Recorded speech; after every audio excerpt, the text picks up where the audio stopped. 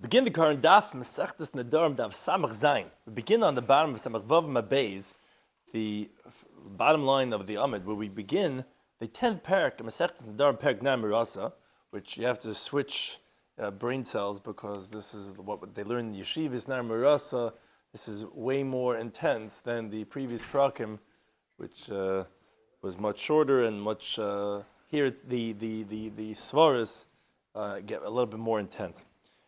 This parak is a continuation of the previous parak. We were speaking about Hataras Nadarim, which was going to the Chacham and him being matter. And this parak, we're going to start the discussion regarding Hafaras Nadarim, which is what it says in Bamidbar Parak Lamed. We're going to be speaking about a lot of the psukim where the father and the husband have the rights to nullify the vow of the daughter/wife.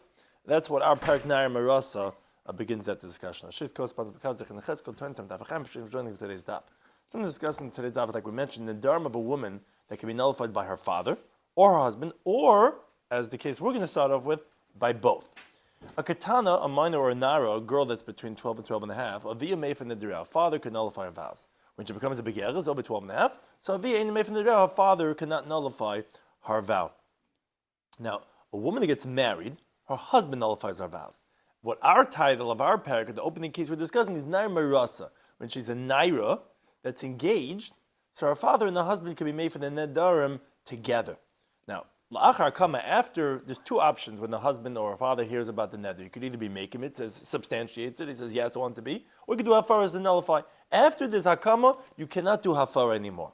Now, Nair Marasa, like we said in Avila Baal Mafir Nedereha, the halacha is Mafir Shnei Mevasachas. You have to do that hafara at the same time. Now, it doesn't literally mean to say the same exact time. It just means to say, as the Ran's going to explain, you can't have anything interrupting, like a hakama, in between one of their hafaras. You have to have both of them are being made for simultaneous. And the Gemara starts off on this daf. First source is Rabbi's source for the Mishnah's halacha of that. How do we know that avil ba'al mafin nedereha? From the pasuk of him hoyesila ish nedereha. But as we'll see in the Gemara, how he learns from that pasuk that's talking about the Nair Marasa, and how we know that the halach is that it's a baal, the aviha, that are being made for. Additionally, a baal, a husband, cannot be made for b'koidman. He cannot nullify pre-existing nedarim that the woman came in with into the marriage. However, aris, when they're engaged, he could be made for b'koidman. As we'll see, these svaras in the Ran, because since he's connected with the father, because they could only do it together, and the father has no problem with b'koidman because he was with her all along, so therefore the aris could be made for b'koidman. Additionally, the halach is hafara b'yem shamai, that the nullification has to be done on the day that he hears it. If he hears it and he's quiet and he doesn't nullify it till the next day, that's not going to be a valid hafar. So we begin the current daf Samach Zayin, bottom of Samach Vav Mabeis, the new parak, the 10th parak Naira Hamarasa. Says the Mishnah, Naira Hamarasa. A Naira, which is a girl that is between 12 and 12 and a half, that's engaged.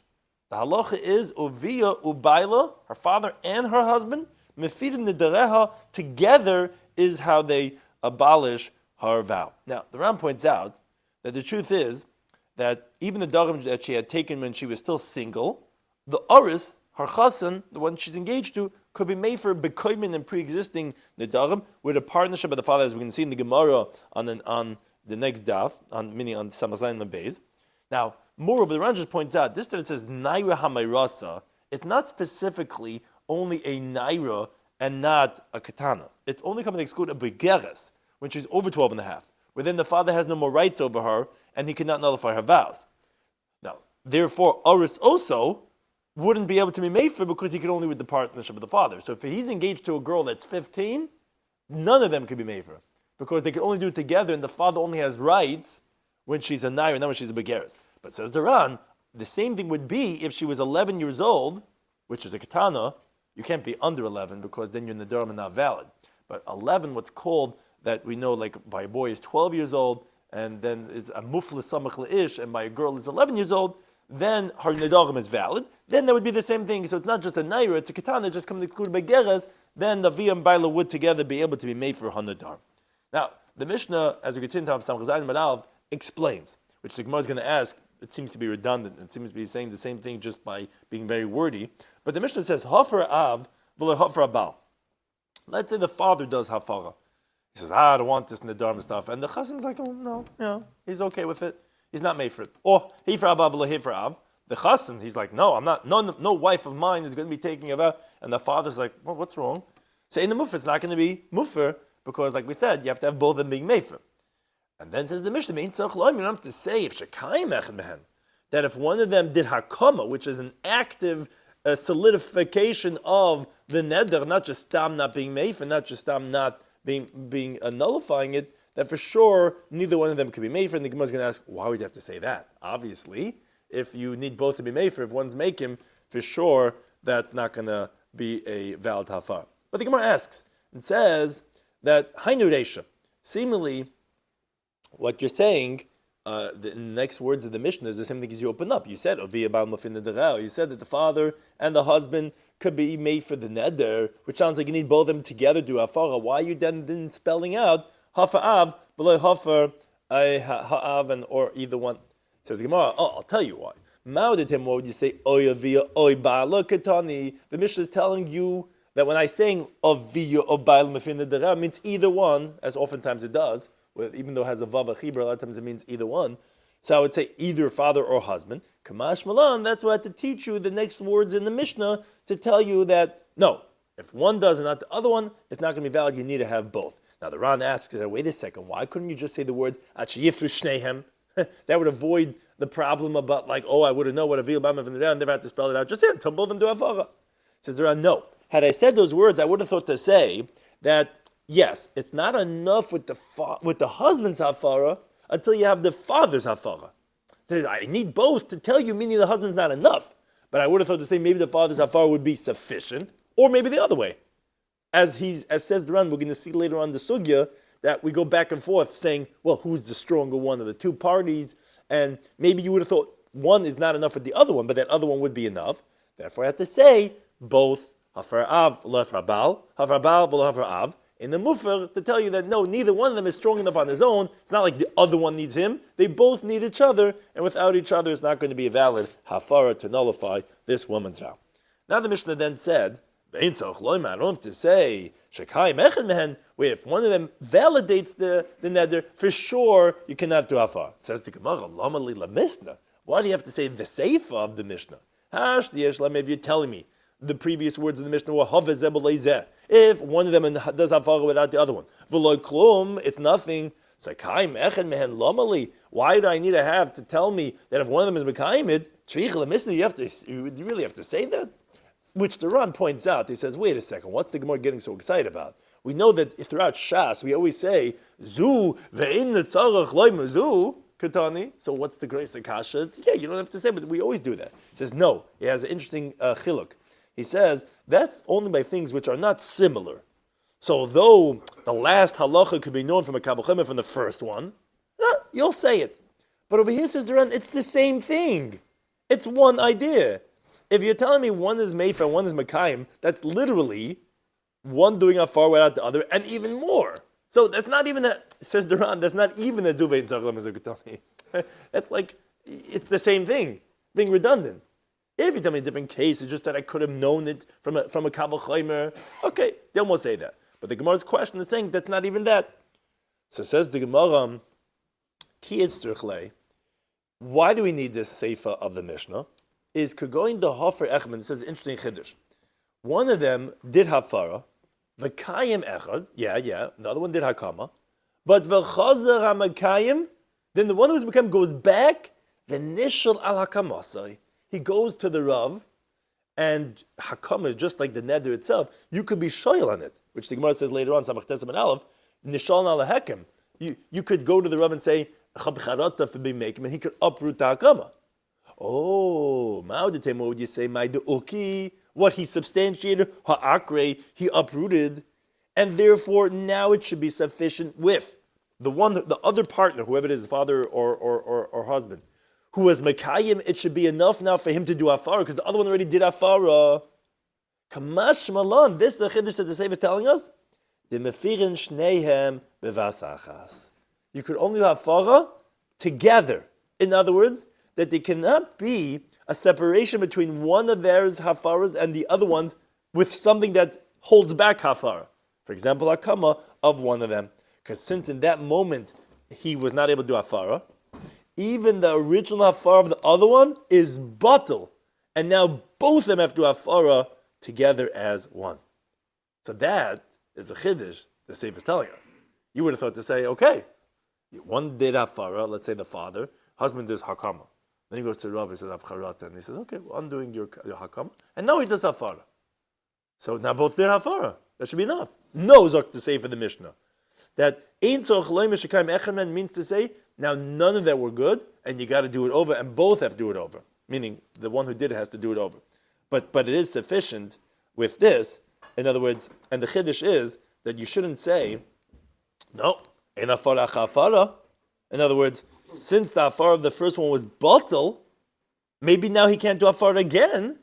That's the chiddush, says the Ramban, that no, there's no problem with doing it over. You understand there's two steps. One is that the chiddush is that no, your first hafara is not good. But according to Ramban, the ikar chiddush is that no, that you could do it. There's no problem about hafara chavara. The problem is, that's the Ramban. The Ram brings that the Rambam, it would seem that he says that no, that if there is a hakama between hafara of one of them and hafara of the other one, you cannot do hafara ever again. And that's a big chiddush, that the way the Rambam is learning. Now, what? Oh, the first one's hafara. Right, we're going to discuss that actually. It would seem not. Hakama is different. Which Hakama is really like making a neder. Now, however, the Ram points out that bevas achas, this says has to be together, is lav davka. Because even if one of them is made for in the morning, and the other one's made for in the evening, that's going to be enough, as long as you didn't have anything separating in between, that's ma'akev dafar.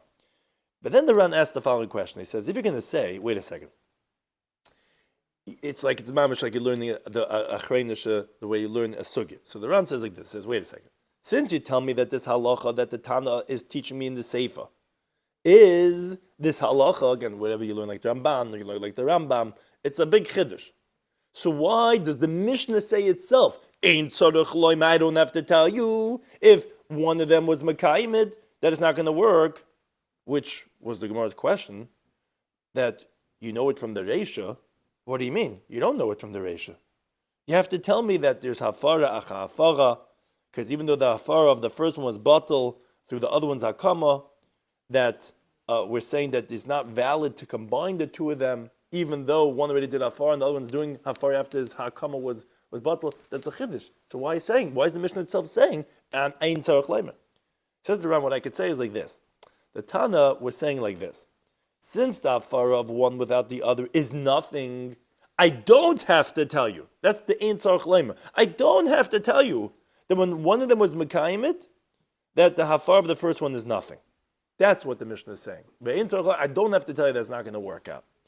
Additionally, the Tana is relying that you can infer from his words that obviously that means to say then you cannot combine the two of them.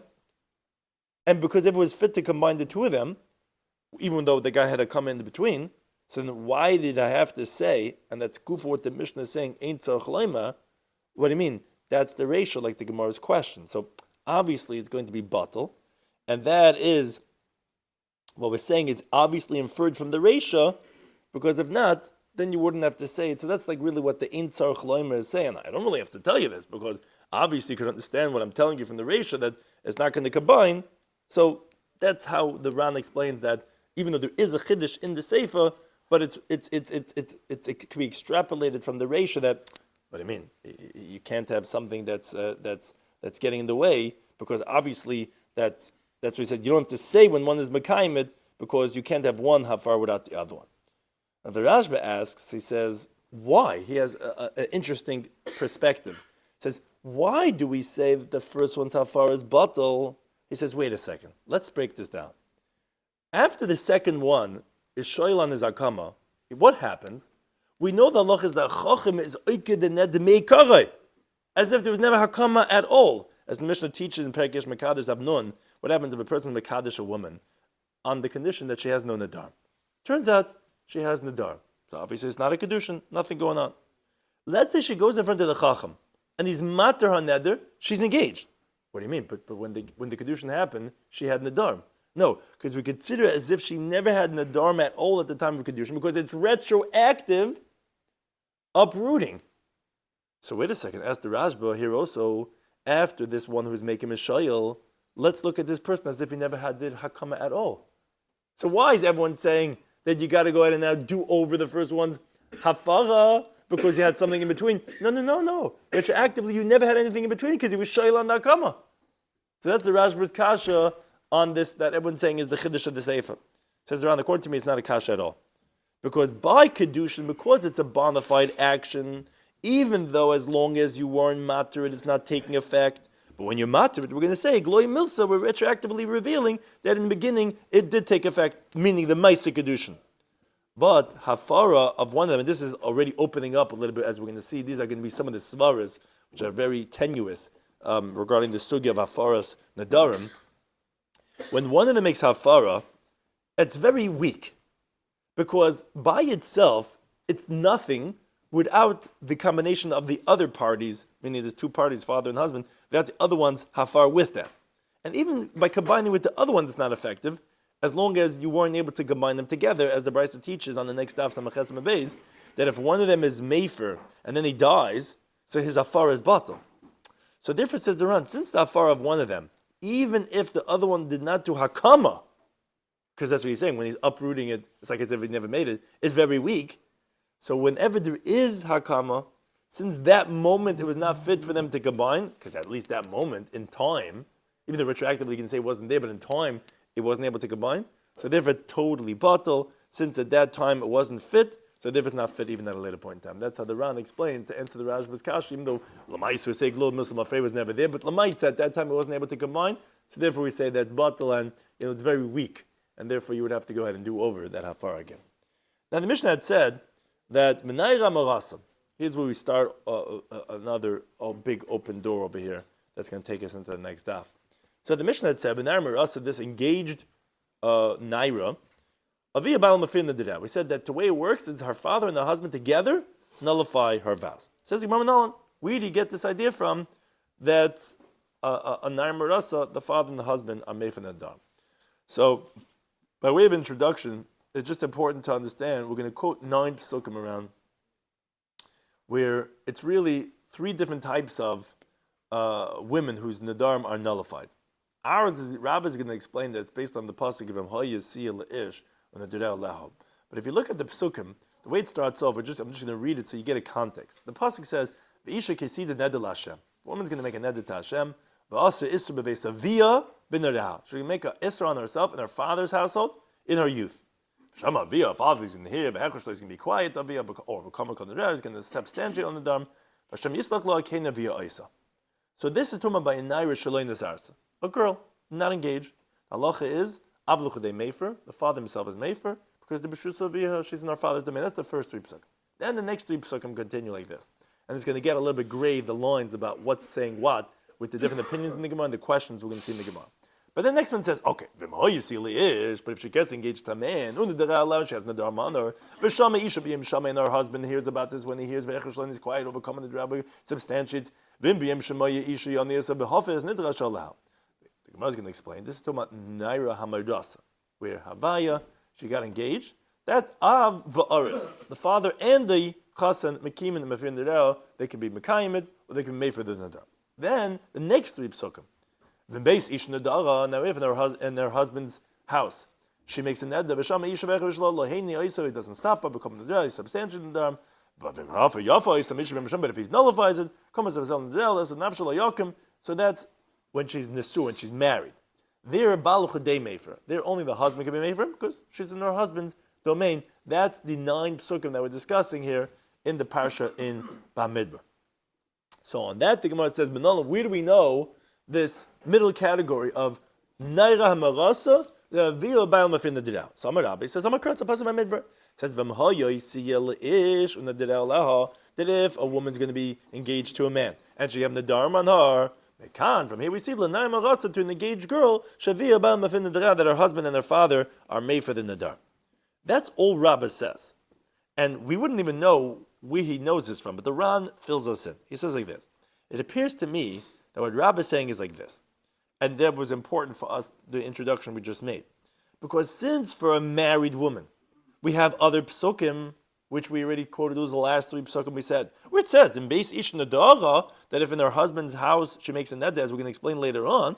So obviously these earlier psukim are Toma when she makes it as an arusa, when she's engaged. Because why would you need 2 psukim? Again, psukim doesn't mean necessarily 1 pasuk, but like paragraphs.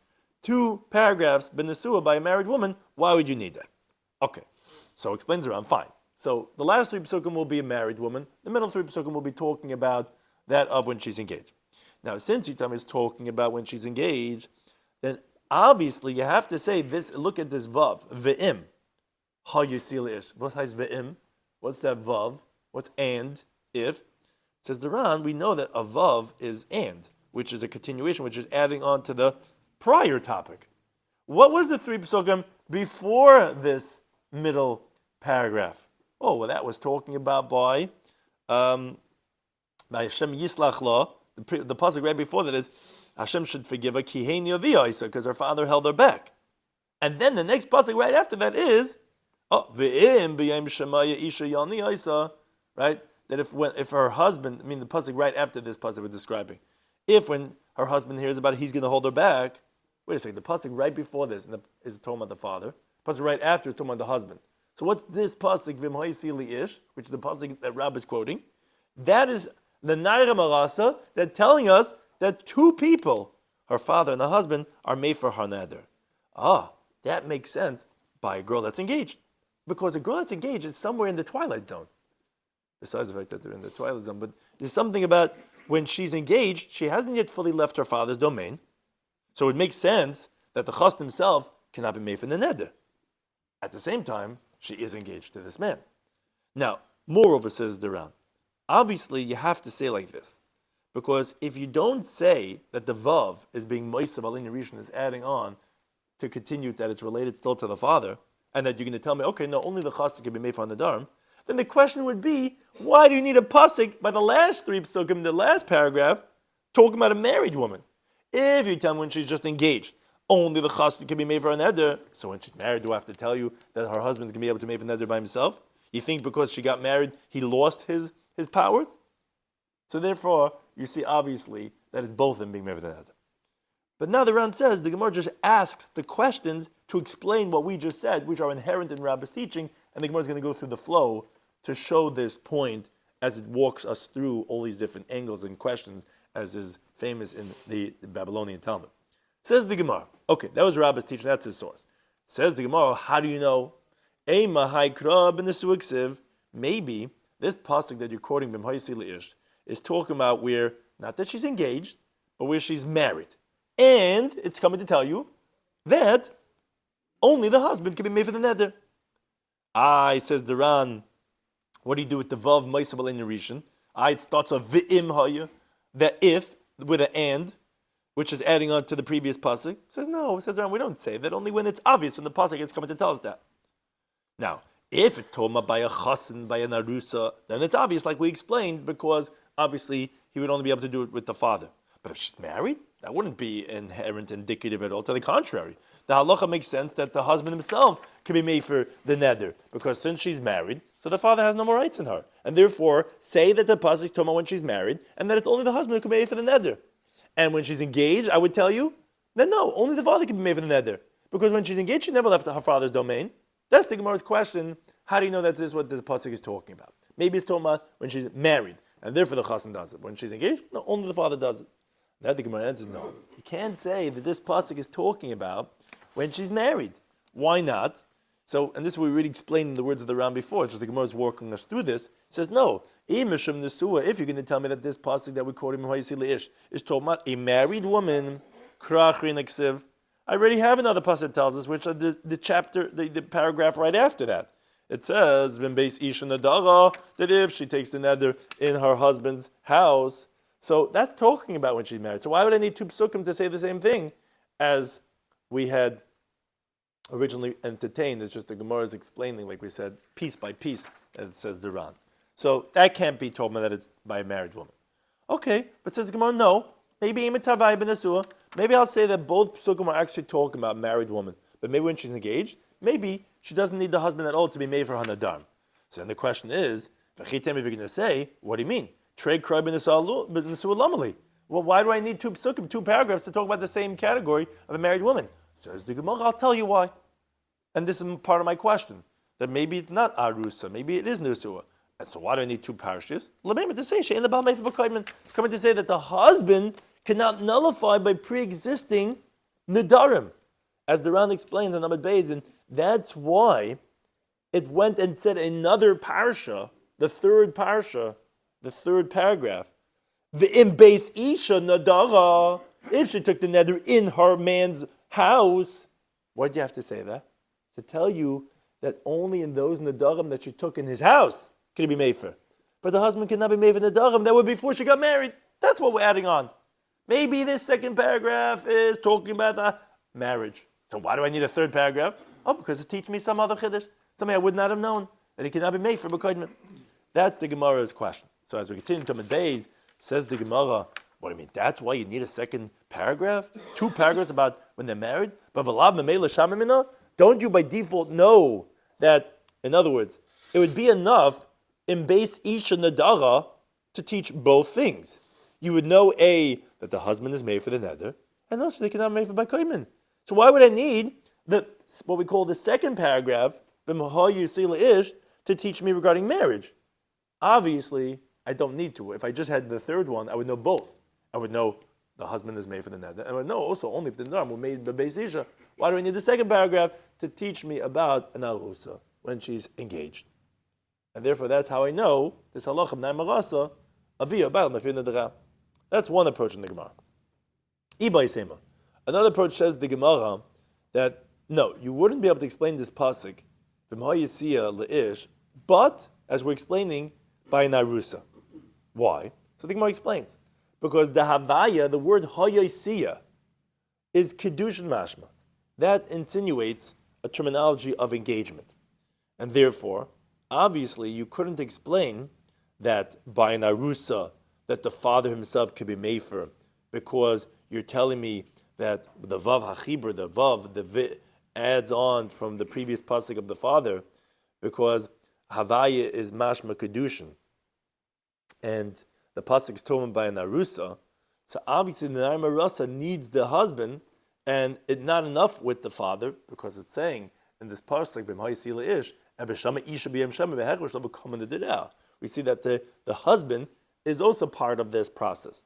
And if you're going to say, wait a second, although we know kedushin is mashma from the word havaya, but it also mashma nesuin, as the Ram brings a right from a Gemara in Yevamos Daf Samach Manalf. And if that's the case, maybe say that both kedushin and nesuin avia ubayl mafin nedera, not just kedushin. Says the Ram, no, you can't say that, because obvious to us, once she gets married, first of all, of course the father has no more rights in her because she's married.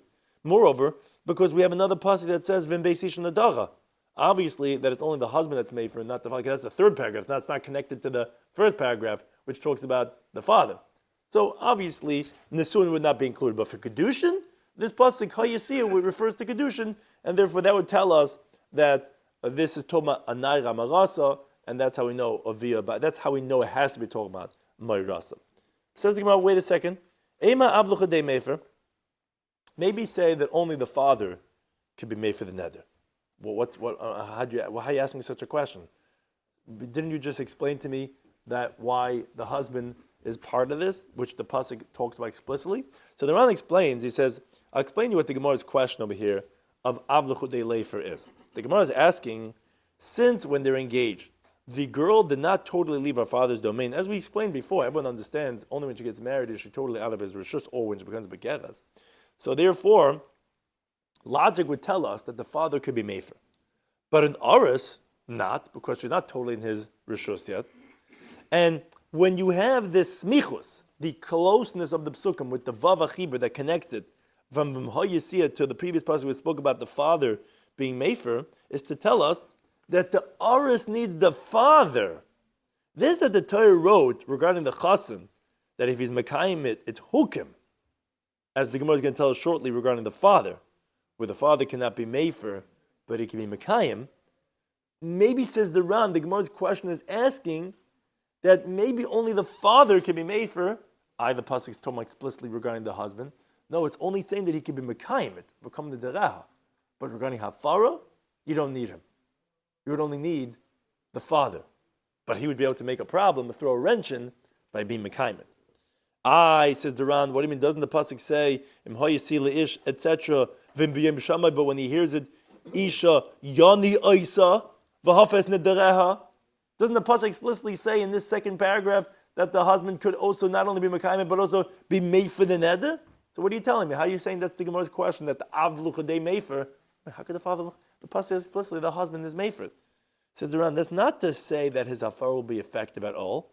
It's just that if he's not made for it, b'yom shamai, comes out that he was mekayim it, and therefore, with that itself, it's mekuyim in the rishus of the aris, but not for anything else, because she didn't yet leave her father's domain. So therefore, we're only going to give the rights to the aris the least amount possible. So all we're saying is that he has the ability to be mefer, but not because his afar is hafara. It just means, but if he's not mefer, then by default, by being quiet, he was mekayim it. So therefore, that's how the Rans explain the Gemara's question. No, maybe only the father is mefer. Maybe you don't need the chasen at all. All we're saying is that he can be mekayim, he can throw a wrench into it. But maybe for hafar, you don't need him. Why would you say it's different? Because we're going to see actually later on, that's what the Ram was telling too. We're going to see that the Gemara does say at one point that the father has no more rights, but he can make a we don't need him to be mefer, but he still has ways of making problems of being mekayim it. But for hafar, you don't need him. So the Ram saying that should be inverted over here in the Gemara's question is that you could say such a thing. Why should you say it? That's the Gemara just asking. How do you know? Maybe it's only saying that he could be mekayim it, and by not being mefer, he's being mekayim it passively. But who said we need him for that far? Maybe only Av Luchadei Mefer, and that makes sense. The logic tells us that she never left her father's rishus yet. Who said we need the chasen? So the Gemara says no, you can't say that because if that's the case, when the pasuk says v'asra isr beveis avia, if she takes a prohibition in her father's household, meaning the first paragraph, the girsa is heini avia isa. We said the father is going to stop her. Says the Gemara lamali. Why do you need that for? In other words, why did the pasuk go out of its way in the first paragraph to let us know that when she's single, the father's made for the neder? What do you mean? Just say the next paragraph. That when she's engaged. And I would say, now you're going to say, even if she has a chassan, she's engaged. The father does the hafar himself. So when there's no chassan, when she's single, I have to tell you that the father can be mefer? Obviously, even the fact that the Torah went out of its way to tell me when she's a single girl that the father does it herself, obviously when you're in the second paragraph, when she's engaged, obviously the father's not doing it herself. Because the father's doing it himself, you don't need to tell me when she's single that for sure she does it, he does it himself. So obviously he does it together with the chassan. But says the Gemara, another question. No, Aim must say like this. Av libaya aris. Maybe the father, he needs the chassan to be mefer. The aris l'chudei mefer. But the chassan can do the farah himself.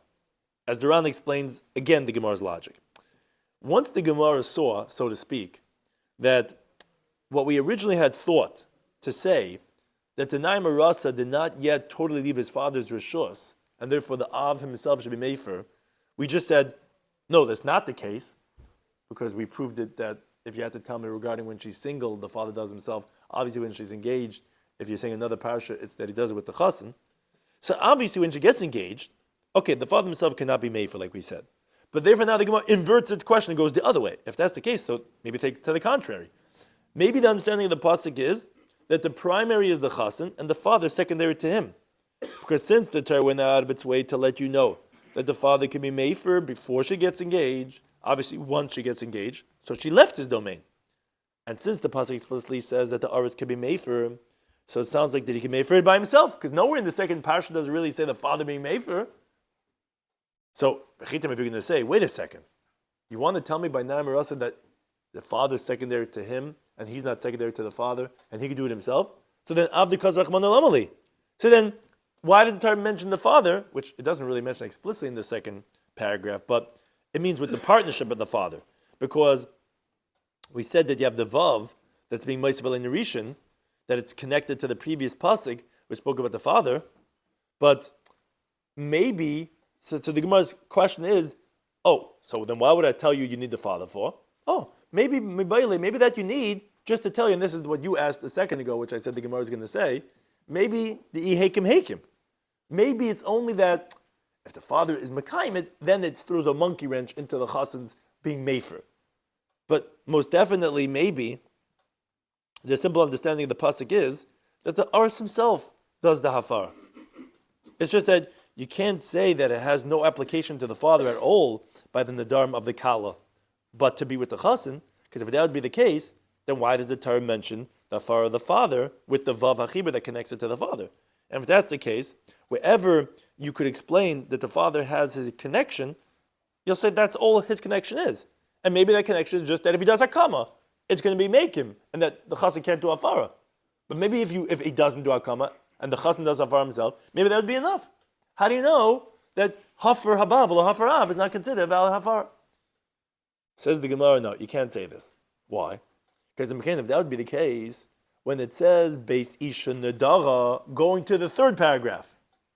If you go to Beis Isha Nedara, that she takes Neder by her husband. Lamai Kasev, why are you saying that? Kavachaimer.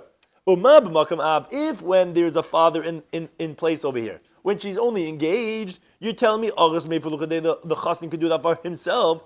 Okay, so shalai b'makam ab. When there's no father involved because she's already married, do I have to tell you that of course he can do it himself? So obviously, from the fact that you had the third parsha of the husband when she's married, that he does it himself, obviously the middle paragraph, which is talking about a Naim Marasa, is obviously a V'yabal Mafin Nedarim. And says Duran, you can't say that maybe the reason why you wrote the third paragraph was to say that if the father is Mekayim after she gets married, it's not going to be Hakama, because that's really what we're asking in the question. We were saying maybe the second paragraph is to tell us what's the father's role. His role is that if he's Mekayim, it's going to mess things up. So maybe that's what the third paragraph is saying. When she's married, he cannot mess it up. But how do you know that for the second paragraph of the Chassan, that the Chazan can't do it himself? Maybe he could do it himself. It's just that the father can mess it up. But in the third paragraph, he can't mess it up. Says around, no. For that, you wouldn't need a pasuk. That's obvious to us. When she gets married, of course, the father has no rights whatsoever. And I wouldn't need you to tell me that that's why it says it. So obviously, it's telling us a primary halacha, not to tell me that the father cannot be mekayim. Moreover, says around, you cannot say also that the reason why he wrote it was because if not, I would have thought to say that by a aris, by a chassan, even if the father is mekayim it would not be hukum, and that's why you said the middle paragraph. No, you can't say that, because since she didn't yet leave her father's domain totally when she's only engaged, logic would tell us that the father himself should actually be able to be mefer. If not for the question that we asked, but if that's the case, then why do we need when she takes the neder in her father's household when she's single? So therefore, we cannot diminish what the father could hold back, only what's obvious from the questions that we have. But regarding being able to be Mekayim, so that we wouldn't say that he can't do. So obviously he could be Mekayim, and therefore that's the middle paragraph. I mean, and therefore, if we're saying the middle paragraph, it's not just to say that, like the Ran's asking, that to say that the father could be Mekayim, because that we would have known. And therefore, if it's telling us that the father is also an integral part of the Hafar. But now the Gemara has another question. It says, Ema maybe say that, in truth, no, maybe the Aris himself, the Chas himself, could be made for on his own. You're saying then why do you need Beis Isha Nedara? Why do you have to tell me that when he's married, the third paragraph, that he can be made for? Of course, even when they're engaged and the father's involved, he can be made for. Say, I'll tell you like this. Maybe translate, in Beis Isha Nedara, what's the third paragraph telling me? Is loimer to say she'ina bal mefer b'kaidmin, is that the husband cannot be mefer by pre-existing nedarim, and actually what you need it for is as a miyut, meaning we know when they're engaged and the father is involved, so the chassid can be mefer b'kaidmin because the father is involved. There's no problem about pre-existing conditions. But by the third one, when she's married, it says that only if she takes the neder Beis Ish Nedara by her husband's house. So maybe that's what you need it for. Maybe you're right. He can be made for himself even when they're engaged. So why do you need the third paragraph? Oh, that's to teach another halacha of a miyut that just you cannot be made for by kainin. Says the Gemara, no, that's not a good question, because umine. In other words, from what you're saying that the husband cannot be made for by kainin, that I know because agos you're telling me when they're engaged made for by kainin. He can be made for by pre-existing conditions. How? Why by aris could he be made for by kainin? Because I love, obviously, because the Ab, because the father's involved. That answers your question.